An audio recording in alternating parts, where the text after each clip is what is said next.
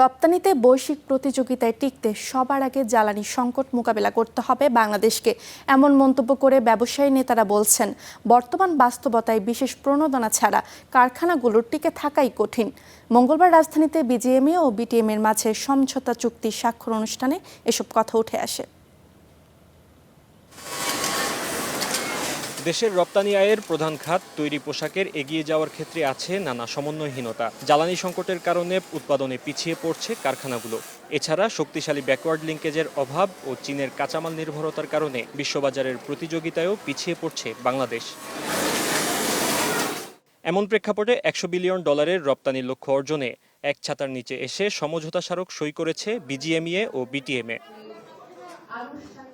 উদ্যোক্তারা বলছেন বিকল্প বাজার সৃষ্টি, বিনিয়োগ বৃদ্ধি এবং জ্বালানি সংকট মোকাবেলার পাশাপাশি বিশেষ প্রণোদনা প্রয়োজন এ খাতে। সেটা কিন্তু R&D এবং textile together, if we can concentrate, if we can contribute to the country, তাহলে কিন্তু এটা পসিবল হবে সরকারের জন্য এই টাইমটা বাই করতে ফর ডাইভার্সিফিকেশন পারপাস। টেক্সটাইল ও গার্মেন্টসে গেছে, তুমি যদি দেখো স্কোয়ার, তারপরে যমুনা, তো এইভাবে আমরা কিন্তু দেখছি আমাদের প্রেক্ষিতা কিন্তু অন্য দেশের সাথে মিলে না।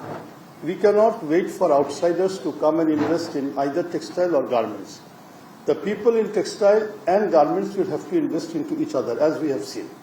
যন্ত্রাংশ আমদানিতে শুল্ক ছাড় এবং ব্যাকওয়ার্ড লিঙ্কেজ শক্তিশালী করাই এই যৌথ উদ্যোগের মূল লক্ষ্য বলে জানান বিজিএমইএ সভাপতি। আমরা $100 বিলিয়ন পৌঁছাইতে চাই R&D। এটার জন্য আমাদের ব্যাকওয়ার্ড সাপোর্ট লাগবে। ব্যাকওয়ার্ড কারা? স্পিনিং এবং টেক্সটাইল।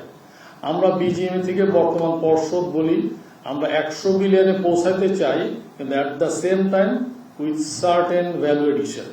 $100 বিলিয়ন রপ্তানির লক্ষ্যমাত্রায় পৌঁছাতে সহায়ক নীতি নিশ্চিতের তাগিদ দিয়েছেন বিজিএমইএ ও বিটিএমএ।